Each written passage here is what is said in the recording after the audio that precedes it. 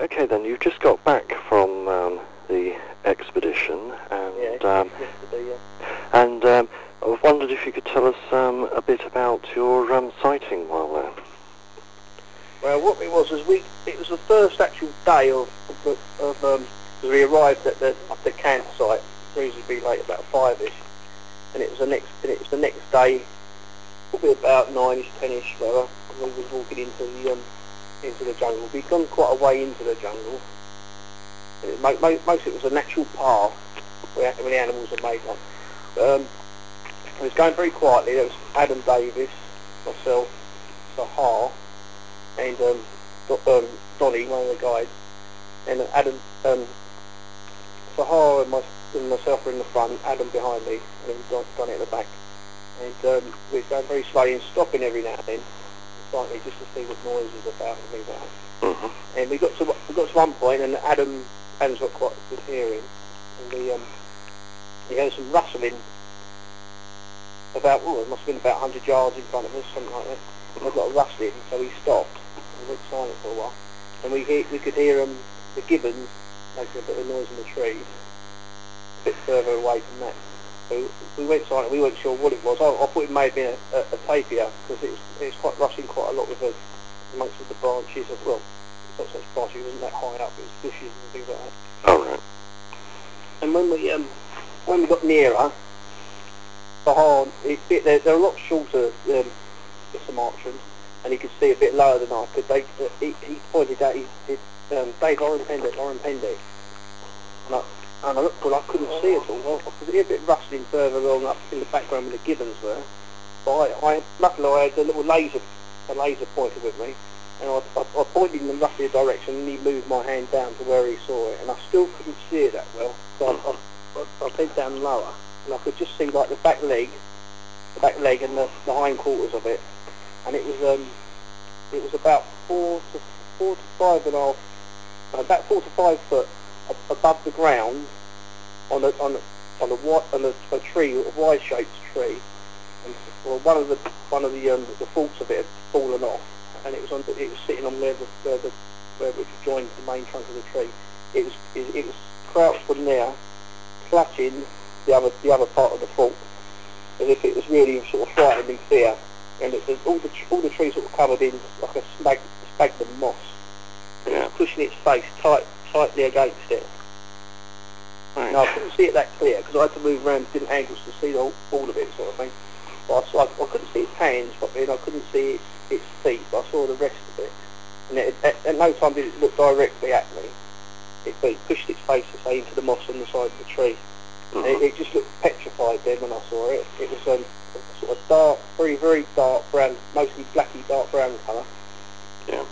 And it was almost frozen. It put itself tight to the branch, similar to what like how koala bears hold on to sort of branches, pulling in tight, that sort of way. Yeah. Yeah. Anyway, I thought we'd try and get a better shot of it, because you couldn't see all of it in one view. It's all got leaves and there's all vines and rattan in the way. It's a very, very thick jungle. Sure. And there's a lot of condensation, unfortunately, on the cameras and things like that, so we've got wiping them off. I had the camera in my hand as soon as I heard the rustling back there, because I know just in case what it was. But we thought that Adam had come next to me then, and I tried to show him. He couldn't properly see it, because he's even a lot taller, sort of thing. So we thought we'd go further on the path quickly, as quiet as we can, to try and get a picture of it. But unfortunately, when we was out of sight for it for a couple of seconds, 3 seconds till we got to roughly where it opened up again. By the time we got to that point where we were clear of view, it moved away. It was completely out of sight then. Mm-hmm. But when we got nearer to the tree where it was, we noticed just to the right of the tree there was a sharp ditch that shoots back down about 8 foot into a stream sort of thing. And I don't know if it's jumped down there and then run along there out the way. Mm. It was unfortunate we didn't get a better picture. Well, we didn't get a picture further back, sort of thing, although it wouldn't have been a very good quality. This is what I didn't really want. I really didn't want to get a bad quality picture, because it would have looked bad with the leaves and the dampness there. Well, I wanted to get a decent shot, because there's a lot of people putting stuff on YouTube now with people that are obviously dressed up with makeup. yes, I've seen a few. Yeah, I didn't want something like that. I wanted something clear so people could actually see what it was. But unfortunately, it had left at that time. Oh. But we saw footprints. There's loads of footprints we saw in clay type soil. All right. They were something like about 8 inches, 9 inches long.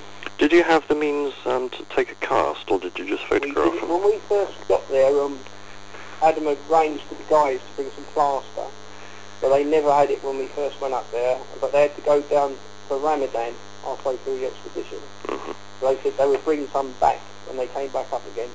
In the meantime, Adam had taken some photographs, and Sahar put quite a few sort of leaves over the top to try and protect the prints from the rain. Yeah. But we had a hell of a lot of heavy rain through the week. Only the last 2 days were the only 2 days that were dry. And when we went back at the last bit, most of them had been washed away, the prints we'd taken photos of. But on his way up from Ramadan, Sahar never brought any plaster back with him anyway then. Oh. So unfortunately we had no plaster at all.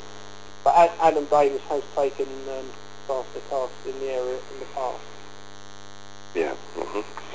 You say, when you saw it crouching, in human terms, were its knees sort of near its chin type of crouching?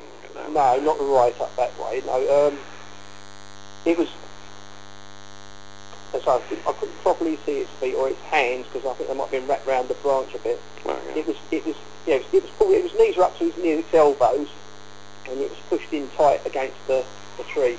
Right. The second time I saw it slightly, it turned facing the opposite direction to me, and I saw the witch had a very, very wide shoulders, almost like a bodybuilder, very wide shoulders, thick, very dark brown blackish coat, similar to the sort of mountain gorilla would have sort of thing, very sort of like thick coat. And some people I've read reports are saying it has very long hair down to the waist, and I never saw anything like that. It's not sort of like hippie length hair. It was more of a pointed, I say mane type thing, I suppose, going down between the shoulder blades. Yeah. Which was a bit darker. And it had quite a high forehead as well when it was pushed against a tree. It looked like a round head and high forehead. Well, you were seeing that sort of side on? I was seeing it side on, yeah. The only thing I wish it looked at me, or I'd have seen its nose properly. I couldn't see its nose properly because it was pressed up against the tree. Sure. I could see its mouth was open slightly, and I could see its large white teeth. They'd like canine type teeth. Right. Did you have time to get any impression as to the sort of proportion of its jaw or any aspect like that? Not that well proper. I didn't think it looked that particularly big when it was pushed against the tree, because it was all like almost like one colour. So I couldn't see any sort of like light between under its chin, where its chin might be sort of its shoulders. But when it slightly looked away, it come away from the tree slightly, and it slightly looked away, I could just see a slight prominent point to the face sort of thing, but as I say, it wasn't looking my direction. I could see both ears then, one ear slightly at the side and the other ear. Right, yes, I was going to ask you just now about the, if you'd seen anything around the ears area. Did you have time to get an impression as to what the ears were like? Yeah, they weren't overly large, weren't massive. They weren't as big as something like a chimpanzee. They were a smaller type ear than that. Right. Dark. It was all, as I say, it was all quite dark. The face, I didn't see pinkish or anything like it. It was mostly blacky colour, with bits of maybe a bit of brown on its fur, and its face was like almost a slaty grey dark colour. What I sort of face. When you saw the footprints then, were you able to sort of follow where it had gone for very far? Not for long, no. I think we saw 2 or 3. The reason why you can't see the footprints much is because the jungle every now and then you'll get a spot where there's a bit of earth, and that's when you'll see a footprint. Sure. Where it's sunk in the clay. The majority of the jungle floor is covered in dead leaves, twigs and that. So moss, you very rarely sort of like see any chance of footprints. What I was actually doing a lot of the time, I was going in along the paths and dragging leaves back in certain sections, clearing it off the path, hoping that if it had walked past it might leave a footprint in the future. But I think that the sense of us from the day on when we first found it, I think we obviously drove the creatures over our scent. Well, yeah, more than likely. What were the footprints like, sort of in terms of dimension and sort of toe delineation and so on? I'd say it was about 8 or 9 inches long. It had quite a narrow hill, quite deep sunk actually in the ground. The hill is more deeper sunk than what the front toes seem to be. The big toe was set right back, not up near like a human toe. So it's definitely an ape type thing. It was and it appeared to be quite long, the big toe. Where the other, because it was separate from the main foot, you could see it more. The other things you could see, they seem reasonably long as well. The other four toes, and spread out quite wide, almost like a fan. Yeah. All right. And what about the middle of the print? I mean, would you say it sort of walks flat-footed, or like your average human, with the foot arched in the middle? Well, it might have a bit of an arch, because I say the heel looked like the very deepest impression of the heel. Yeah. And it obviously pushes up, and you get the toes sort of thing. I'm not quite sure about just where the toes actually touch the foot. You couldn't see. That was probably the least visible on the impression of the cast, or not the footprint sort of thing. Yeah, I suppose if it was walking very slowly, then you wouldn't expect much toe sort of imprint. No. You only get that when it's faster movement. And you've got the ideal soil sort of thing. There's only very small parts where you've got sort of a clay, sort of softer soil, which you'll get a decent print in. Sure. Some parts, we found some parts in the more of a, it's almost like a peaty type some of the soil. We saw one indentation that was sort of black, but they're not so clear. Obviously, we didn't get in the mud. Right. You haven't mentioned hearing any sounds from it. I take it there weren't any then? Not well. I didn't hear anything at all at the time. Right. And did you actually, when you were on the spot where it had been, were you able to detect any sort of scent at all? No, I didn't really. I expected something like that, because before I seen it, we was asking the Kubu tries to with us. I wondered if it would leave a scent, but I couldn't smell anything. Right. Okay. Well, that's grand.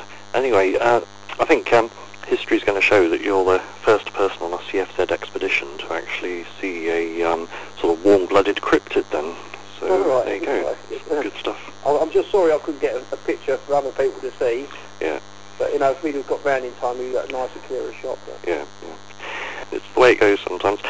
Yeah, and that's one final thing I wanted to ask you about, the trigger cameras. How much did you use them, and what were the results there? We had two that were set on film, video, and one was just set on photos, and we didn't get any, not of any animal except for a bird that landed on a twig, unfortunately. Yeah. And I thought maybe where it was all spread out, we'd get something like a tapir going through or something, or maybe a sun bear or tiger, but nothing whatsoever. Oh, right. So I don't think the tigers regularly, we found footprints of the tigers and scratch marks, but I don't think they regularly go that high up. I think they regularly, they're normally in the lower, warmer areas. They may only go through there when they're crossing territories. Sure. But there were footprints of tapir about quite a few. But nothing showed up on the cameras at all. We found some scratch marks with white hairs and black hairs on certain parts where footprints where tapir has been marking next to a tree, but that's about it really. Oh, great.